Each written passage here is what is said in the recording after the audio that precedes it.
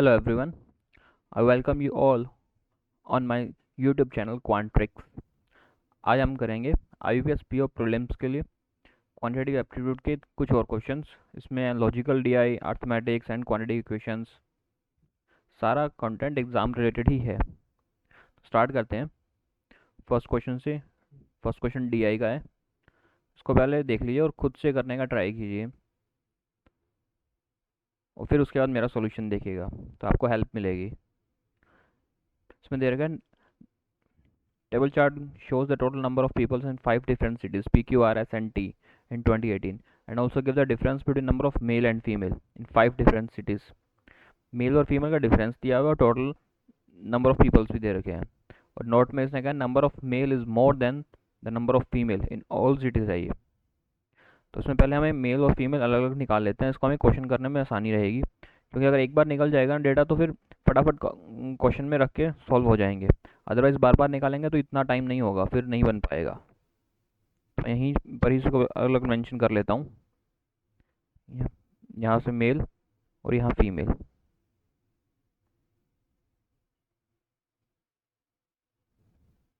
तो टोटल दे रखे हैं हमें 1800, डिफरेंस है 360, उसमें 1440, उसका हाफ हो गया 720। इसमें 360 और जोड़ दूंगा, ये हो जाएगा 1080। ये मेल आ जाएंगे हमारे पास।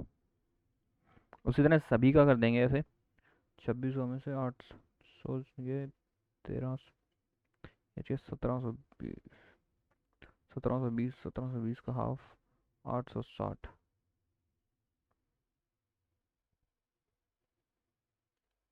यहाँ बन जाएगा 860 का टोटल कर देंगे 1740।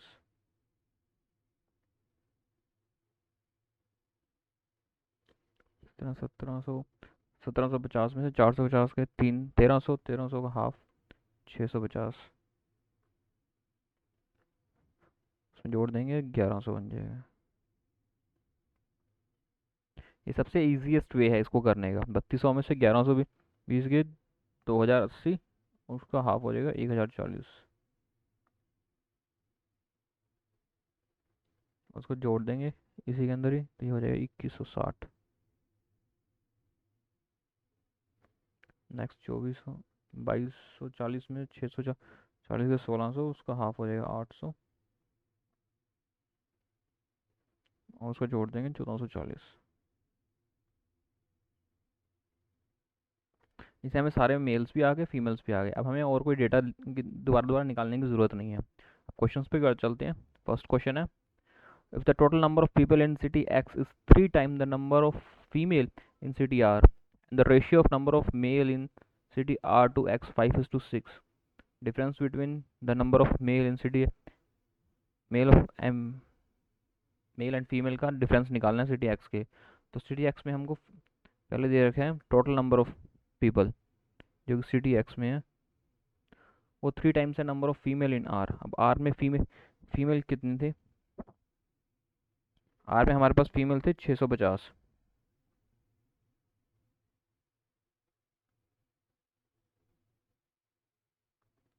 650 का 3 टाइम्स कर लेते हैं हम तो यह आएगा 1950।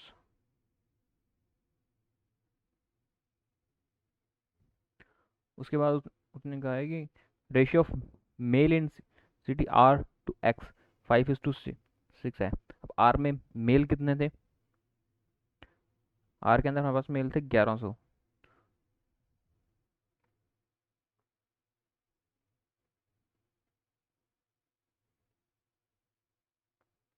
उसको रेशियो में दे रखा है तो उसको निकाल लेंगे तो ये बन जाएगा हमारा 1320। और डिफरेंस बताना है between the number of male and female in city x. तो इनका डिफरेंस, तो इनका जो डिफरेंस बन जाएगा मेल, ये हमारे पास आएंगे मेल, ये मेल का था और ये था टोटल का। तो यहाँ से हमें निकल जाएगा फीमेल। फीमेल होता है 630। तो हमें डिफरेंस बताना है मेल का और फीमेल का। यानी 1320 में से 630 लेस कर देंगे तो हमारे पास बन जाएगा 690, 690, और यही हमारा राइट आंसर है। नेक्स्ट क्वेश्चन पे चलते हैं। नेक्स्ट में कहता है कि if the ratio of number of literate or illiterate female in city S is 10:3 and number of illiterate male in city S is 120 more than that of female, then find the ratio of number of literate male or to female in city S। तो इसमें start करते हैं।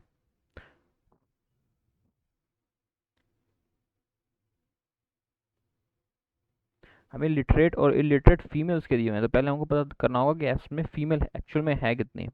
तो S में 1040 female है यहाँ, जो कि हमने पहले ही निकाल रखा है, इसलिए मैंने कहा पहले डेटा निकाल लेते हैं, बाद में प्रॉब्लम नहीं होगी। तो इसमें जो फीमेल हैं एस में वो हैं 1040। ये लिटरेट होगा और इस साइड इलिटरेट होगा। मैं यहाँ लिख देता हूँ ये लिटरेट, इधर इलिटरेट का, जो कि 10:3 की रेशियो में है। तो उसको काट लेंगे, तेरह आठ एक आठ आठ, तो यहाँ आ जाएगा लिटरेट हो जाएंगे 800 और इलिटरेट हो जाएंगे 240। फिर यहाँ बात करते हैं मेल की। मेल में ही पहले लिटरेट फिर इलिटरेट लिखेंगे, उसी सीक्वेंस में लिखेंगे ताकि बाद में दिक्कत नहीं होती देखने में। उसके बाद क्या है, number of illiterate male in city S is 120 more than that of female. अब इलिटरेट फीमेल है 240, उसमें 120 और ऐड कर देंगे तो ये 360 तो आ जाएंगे इलिटरेट। और टोटल मेल्स की हमें वैल्यू दे रखी थी, टोटल मेल्स थे यहाँ 2160। 2160 में से 360 लेस कर देंगे तो ये बच जाएंगे यहाँ 1800। ये लिटरेट है। अब हमें पूछा गया then find the ratio of number of literate male to female in city S. तो लिटरेट मेल है हमारे पास 1800 और लिटरेट ही जो फीमेल है वो है 800। तो इनका रेशियो आ जाएगा 9:4 और यही हमारा राइट आंसर है। तो यदि हम डेटा पहले निकाल लेते हैं तो बाद में बहुत ईजी हो जाते हैं, सिर्फ वैल्यू पुट करनी होती है और कुछ भी नहीं होता। नेक्स्ट क्वेश्चन है number of male in city P is what percent more और less than the number of female in city T. Male in city P, city P में मेल है हमारे पास 1080,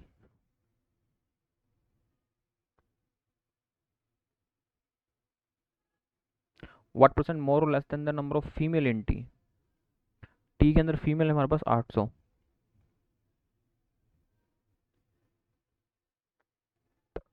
जब भी मोर और लेस पूछा है तो उसका डिफरेंस पूछते हैं, डिफरेंस किस परसेंटेज में है, तो ये 280 और परसेंटेज में बताना तो हम इसको 100 से मल्टीप्लाई कर देंगे। तो ये कितना हो गया, 4 7, ये होगा 35% मोर। ये हमारा राइट आंसर है। नेक्स्ट क्वेश्चन देखते हैं।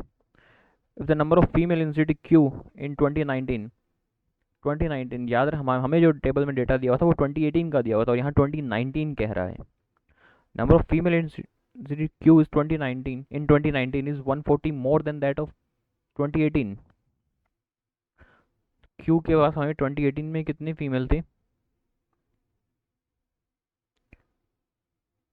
860, उसमें 140 मोर है तो यानी ये होगी 1000 फीमेल।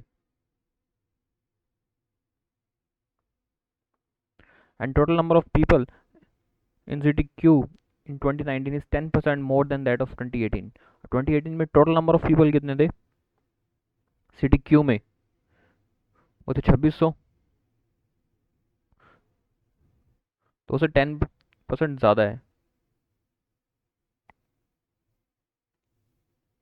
तो ऐड कर देंगे 10%, यही होगा।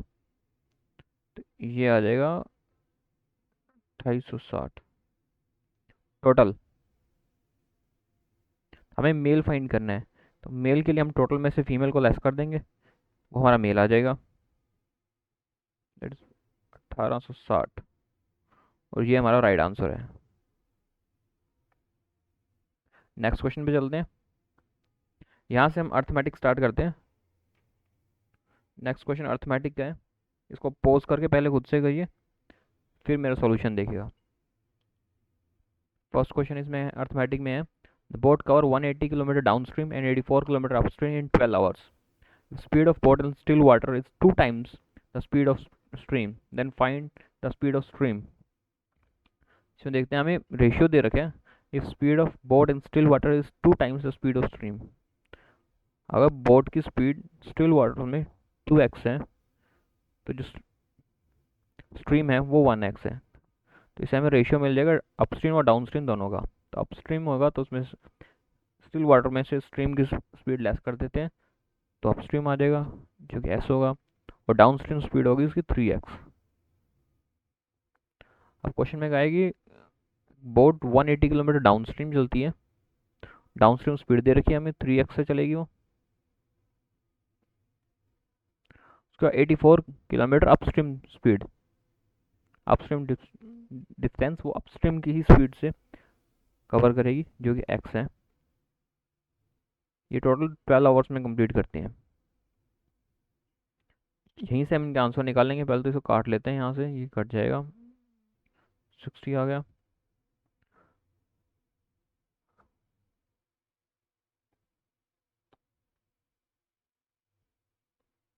x की वैल्यू आ जाएगी हमारे पास 12। तो उसने हमसे पूछा कि find the speed of stream, stream S, stream भी x थी, तो x की वैल्यू ही हमने फाइंड की है, तो ये हमारा आंसर हो जाएगा 12 kilometre per hour, is our first answer. Next question time and work से, इसको देखते हैं। इसमें कह रहा है A B and C can complete a work in 39 days, 26 days and 78 days respectively. A and B together started the work and after 12 days B left from the work. Then in how many days A and C together complete the remaining work? One more thing, आपको लग रहा होगा मैं बहुत short में लिख रहा हूँ, आपको भी इतना ही शॉर्ट में लिखना है, वहाँ पे बहुत ज़्यादा नहीं लिखना है, एक्सप्लेन नहीं करना है, जितना हो सके उतना शॉर्ट में लिखना है, ताकि जल्दी से जल्दी ज़्यादा से ज़्यादा क्वेश्चन कर सकें। इसे देखते हैं। ए अपने वर्क को 39 डेज में करता है, बी अपने वर्क को 26 डेज में करता है, और सी अपने वर्क को 78 डेज में करते हैं। ये डेज हैं, और हमें एफिशिएंसी निकालनी है, उसके लिए हमें इनका एलसीएम लेना पड़ेगा। इनका एलसीएम आएगा 78,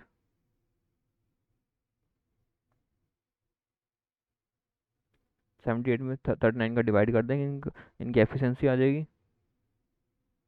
अब हमारे पास तीनों की एफिशिएंसी आ गई। अब ये कहता है A and B together started the work and after 12 days B left the work.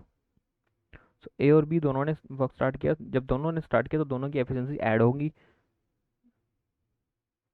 तो ये इन्होंने 12 दिन तक काम किया, यानी 60 काम इन्होंने कर लिया। उसके बाद बी ने वर्क छोड़ दिया और ए और सी ने मिलकर काम स्टार्ट किया, तो ए और सी की एफिशिएंसी है हमारे पास 3। तो बचे हुए काम को ए और सी कितने दिन में करेंगे? 60 तो पहले हो ही चुका है, पीछे बच गया 18 वर्क। 18 वर्क इनकी एफिशिएंसी है 3, तो ये कितने दिन में करेंगे? 6 दिन में कर देंगे।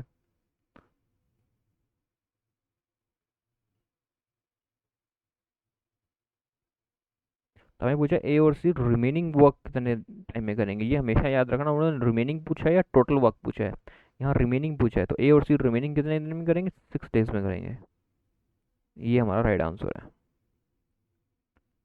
ये है नेक्स्ट क्वेश्चन।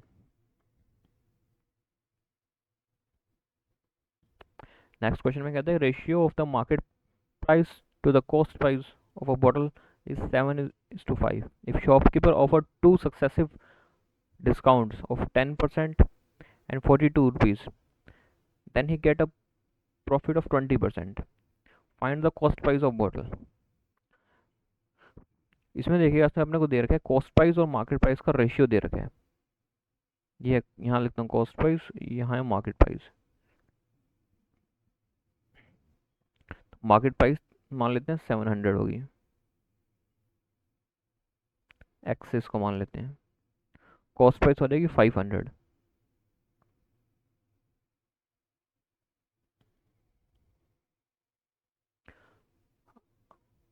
अब इनको पर प्रोडक्ट बेचता है सेलिंग प्राइस पे। सेलिंग प्राइस निकलने के दो रास्ते होते हैं, या तो कॉस्ट प्राइस में प्रॉफिट ऐड कर दो, या फिर मार्केट प्राइस में डिस्काउंट को लेस कर दो। इन दोनों से हम सेल्स प्राइस निकाल लेंगे। हमें यहाँ दे रखा है पहले डिस्काउंट प्राइस, इसमें two successive discount. Successive discount का मीन्स होता है डिस्काउंट पर डिस्काउंट। तो पहले पहला डिस्काउंट है 10% का, तो 700 में से हम 10% लेस कर देंगे, 630 आ गया। अब 630 में से 42 रुपीज़ और डिस्काउंट दिया है उसने।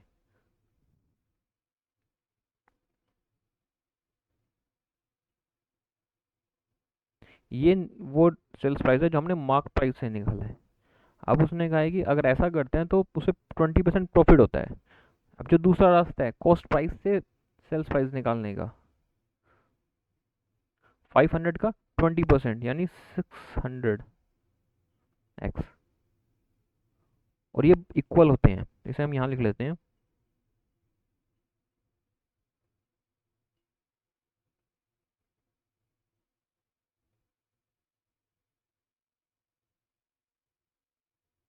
इस इक्वेशन को सॉल्व करते हैं।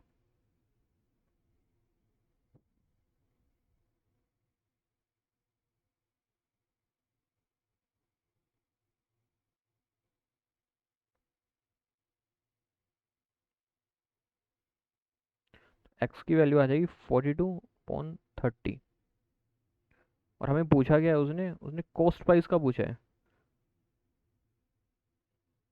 Find the cost price of the बोतल।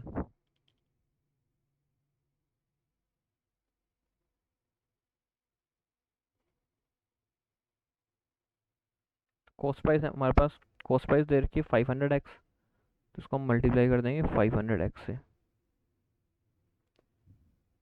इसको काट लेते हैं।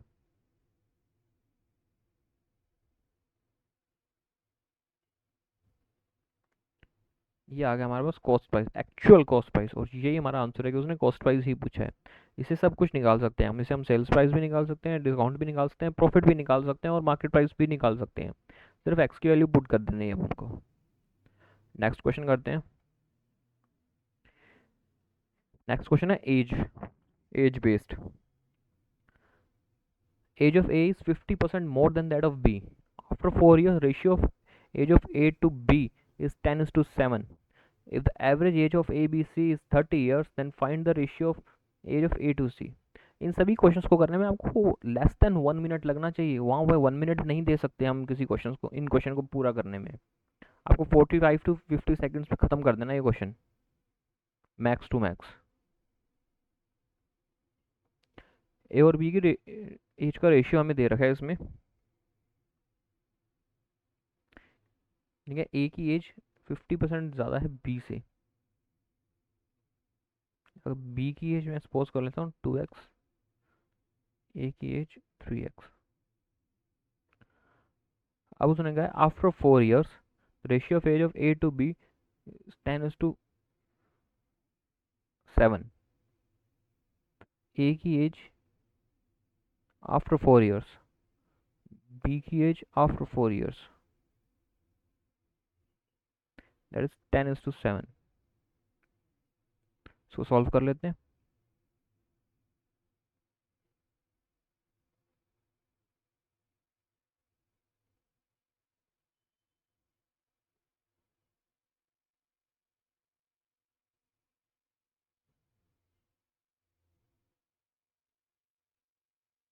यहाँ से एक्स की वैल्यू आ गई। तो ए की प्रेजेंट एज है, बी की है 24, ए की है 36। और आगे उसने कहा है कि ए बी एंड सी का एवरेज एज 30 years है। एवरेज दिया तो हम इसका टोटल निकाल लेते हैं। 30 × 3 90। इसमें ए और बी की एज तो हमें दे ही रखी है, सी की एज एज फाइंड करनी है। तो यहाँ सी की एज निकल जाएगी 30, और हमें रेशियो बताना है ए और सी की एज का। ए की एज है 36,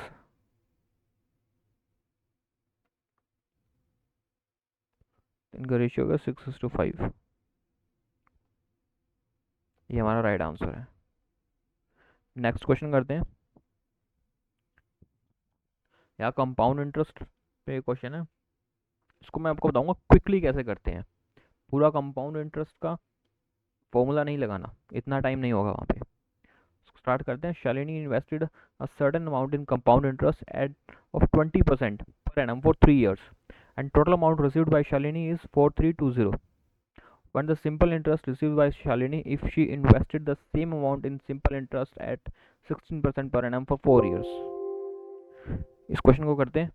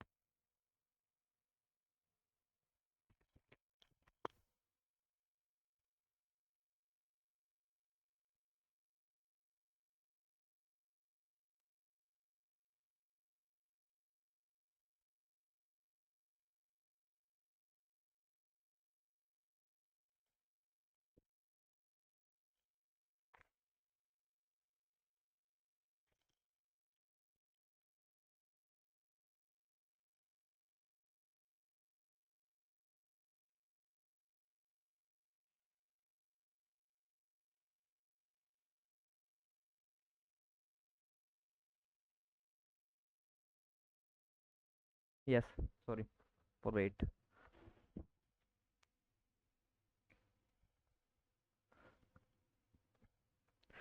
Shalini invested a certain amount in compound interest.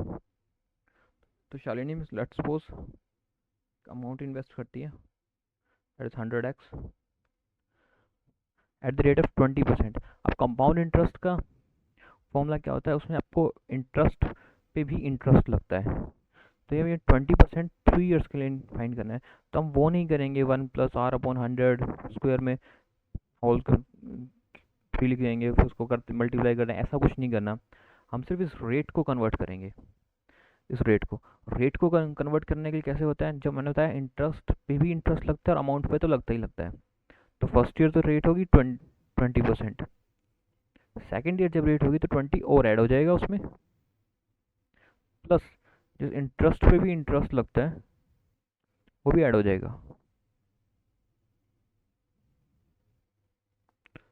तो यानी सेकेंड ईयर का बन जाएगा हमारे पास 44%। ये सेकेंड ईयर का है। थर्ड ईयर जाएंगे तो 20 तो लगेगा ही लगेगा।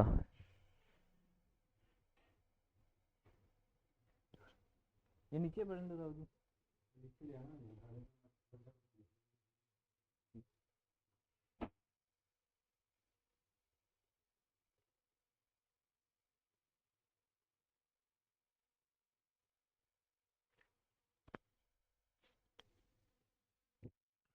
उसके बाद रेट जो ये इंटरेस्ट है उस पर भी इंटरेस्ट लगेगा, दैट इज 44। यहाँ प्लस होगा ये।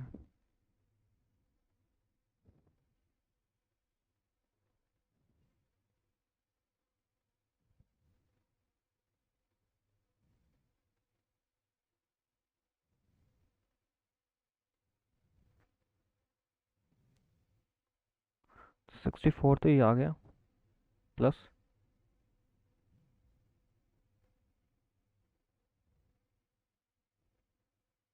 यानी ये हो जाएगा 72.8%। ये हमारा थर्ड ईयर का हो गया इंटरेस्ट। हम डायरेक्ट इस पर कैलकुलेट करेंगे 100 का 72.8%। ये आपको इतना इस अकॉर्डिंग करना नहीं है, ये तो मैंने बताया है आपको कैसे करना है, ये सिर्फ आपको माइंडली ही करना है सब कुछ। अब आगे चलते हैं। उसके बाद इसका टोटल इंटरेस्ट दे रखे हैं 4320।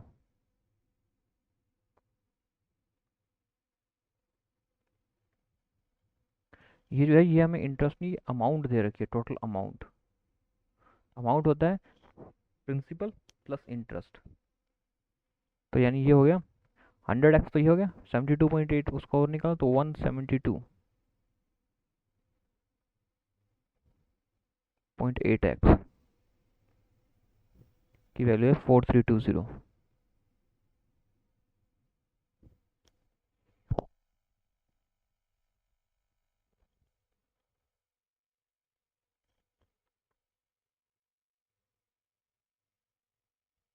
अब इसको निकालेंगे, सॉल्व करते हैं। हम पहले निकालेंगे अपना प्रिंसिपल, जो कि था हमारा 100x। तो इसमें स्टार्ट करते हैं 4320 172.8, और प्रिंसिपल था हमारा 100,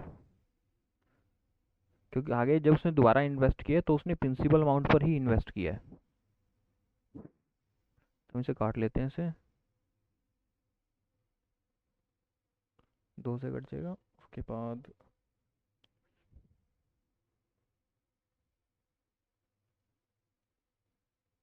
ये कट जाएगा 5 से। तो हमारे पास प्रिंसिपल आ गया हमारा 2500,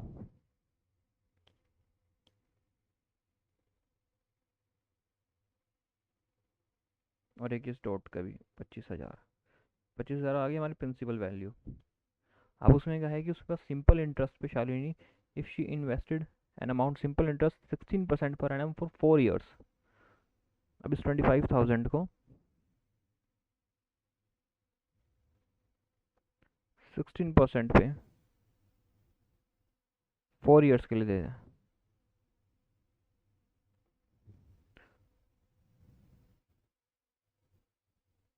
तो उसका इंटरेस्ट हमें फाइंड करना है।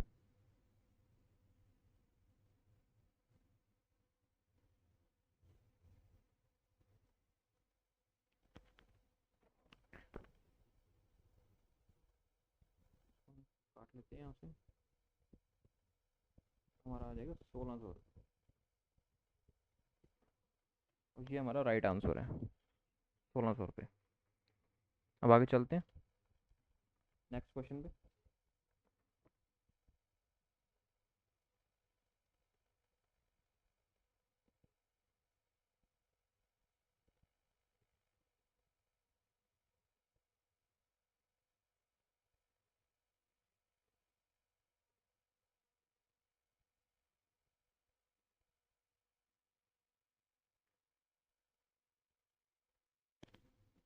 यहाँ इस पर थोड़ा सा देखना, यहाँ एक ज़ीरो ज़्यादा हो गई, यहाँ 25,000 नहीं 2500 बनते हैं।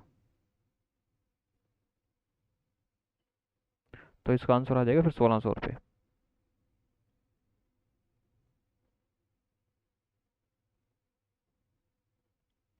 नेक्स्ट क्वेश्चन खोलते हैं।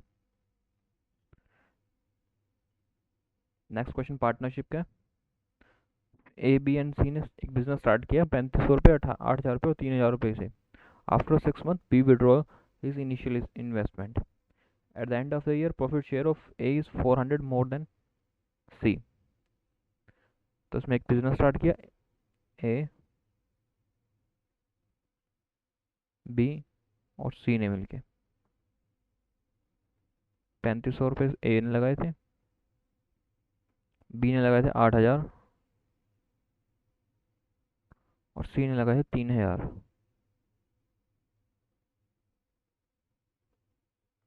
After 6 month B withdraw half of his initial investment.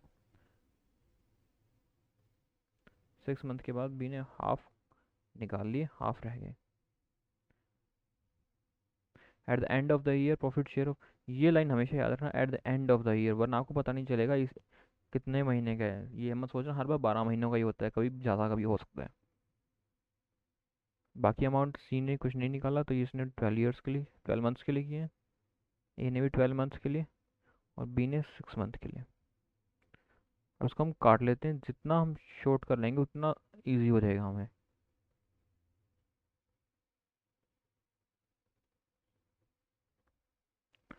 इसके अलावा इन मंथ्स को भी हम काट लेंगे, इसको 2 6 से ही सभी को काट लेंगे।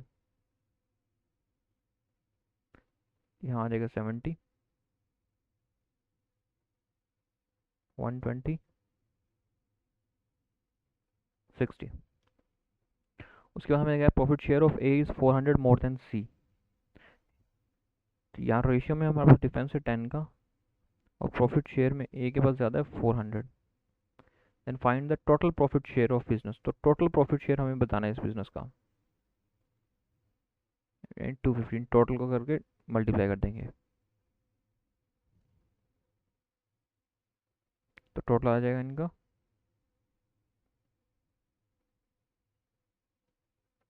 10,000, and this is right answer 10,000। इसके बाद नेक्स्ट क्वेश्चन करते हैं। ये मिक्सचर का क्वेश्चन है। इसमें कहते हैं vessel contain a mixture of milk and water in ratio of 3:1।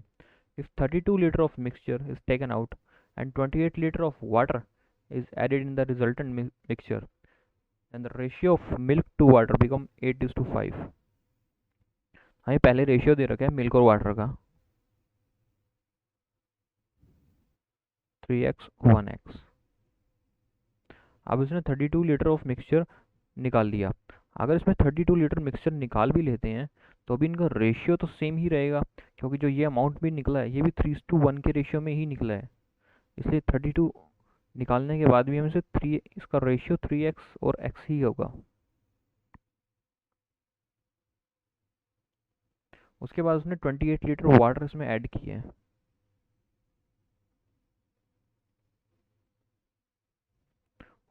और उसके बाद ये रिजल्टेंट मिक्सचर 8:5 में बन गया। अब मैं इसे यहाँ लिख लेता हूँ।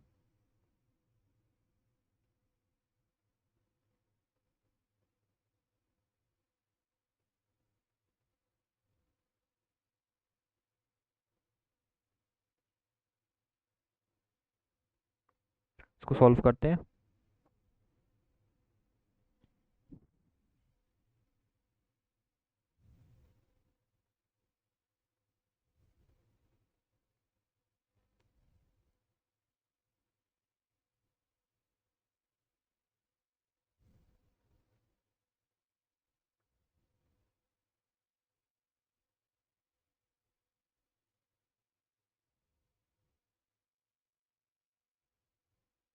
तो यहाँ से हमारे पास एक्स की वैल्यू आ जाएगी 32। अब इस वैल्यू को हम पुट कर देंगे मिल्क और वाटर में।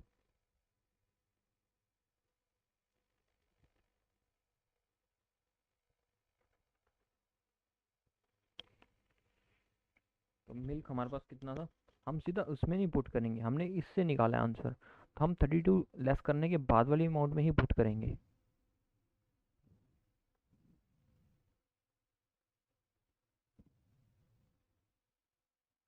अब लेकिन हमें पूछा initial quantity of mixture in vessel. तो इनिशियली निकालने के लिए हमें जो 32 निकाला है हमने, इसको भी ऐड करना पड़ेगा। और 32 किस रेशियो में निकाला है हमने, 3:1 के रेशियो में निकाला है। तो इसमें ऐड भी करेंगे 32 का 3:1 के रेशियो में।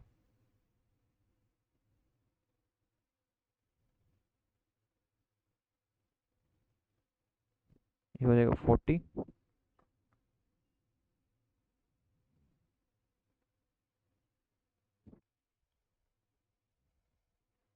तो यहाँ हमने 3:1 में करेंगे ना, मैंने 2:1 में कर दिया, यहाँ आएगा 20।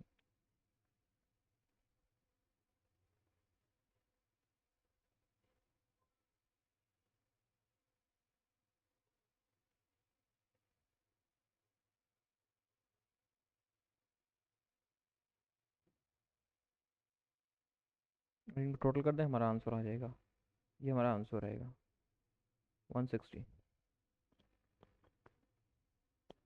इसमें ध्यान रखना है हमें कौन सी रेशियो में कब ऐड करना है। नेक्स्ट क्वेश्चन करते हैं क्वाड्रेटिक इक्वेशन की। फर्स्ट इक्वेशन है x² + 28x + 192। ऐसी दो नंबर जिनका मल्टीप्लिकेशन 192 आए और उनको ऐड करने में 28 आए। इसके लिए आपको टेबल्स बहुत अच्छे से आने चाहिए। ट्राई करते हैं, इसमें आसपास देखते हैं 16 और 12। अब मैंने आपको पहले भी बताया था कि इसके फैक्टर्स निकालने के लिए ना हमें जो इसका साइन है 28, इसको उल्टा करना होगा हमें, यानी हमें माइनस का 28 चाहिए, तभी इनके फाइनल रूट्स आ जाएंगे। तो इनको हम दोनों को माइनस कर देंगे। सेम थिंग इसमें करेंगे। 84, 12 7 0, 12 और 7, लेकिन हमें उल्टा करना है, तो इसको माइनस का इसमें कर देंगे, -7 इसे कर देंगे। अब हम इसको कंपेयर करेंगे, -16 -12 से छोटा है, -7 से भी छोटा है, -12 बराबर है लेकिन उससे भी छोटा है, तो ये हमारा आंसर आ जाएगा डी। नेक्स्ट चलते हैं। तो पहले एक्स का देखते हैं, रूट्स क्या निकलेंगे जिसका -110 होगा, और ये 11 और 10, +11 -10 इसलिए क्योंकि हमें माइनस का 1 चाहिए, माइनस का 1 है, हमें प्लस का 1 चाहिए, तो इसलिए हमें उसके साइंस उल्टे करेंगे। उसके 45 में 9 और 5, हमें इनके साइन उल्टे करेंगे। अब देखते हैं 11 इनसे तो बड़ा है, बट -10 -9 से बड़ा नहीं है, छोटा है। जब ग्रेटर देन लेस देन दोनों आए तो नो रिलेशन होता है, तो ये हमारा राइट आंसर है। नेक्स्ट चलते हैं। इस क्वेश्चन में ना आपको देखने की ज़रूरत नहीं है कि आंसर क्या आएगा, क्योंकि यहाँ प्लस के हैं और कोई भी रूट एक्स के बाद सेम रूट है, यानी प्लस या माइनस होता तो फिर हम देखते हैं कि उसमें प्लस, जैसे कि ऊपर वाले क्वेश्चन में था, बट इस क्वेश्चन में हमें पता है कि दोनों रूट माइनस में ही होंगे, और नीचे वाई इक्वेशन में दोनों रूट प्लस इक्वेशन में ही होंगे, तो माइनस वाले हमेशा प्लस से कम ही होंगे, तो हमारा यही राइट आंसर है, निकालने की भी ज़रूरत नहीं है, इस क्वेश्चन को ऐसे ही करेंगे। Okay, that's it for today, thank you very much. अगर वीडियो अच्छी लगी तो प्लीज़ इस वीडियो को लाइक करें, चैनल को सब्सक्राइब करें, ताकि मैं रेगुलरली आपके लिए वीडियोस ला सकूं, और एग्ज़ाम रेलिवेंट आपकी प्रिपरेशन करवा सकूं, एग्ज़ाम टाइम तक आपकी बहुत अच्छी प्रिपरेशन हो जाएगी। सो आपसे यही रिक्वेस्ट है कि इस वीडियो को लाइक करें, चैनल को सब्सक्राइब करें।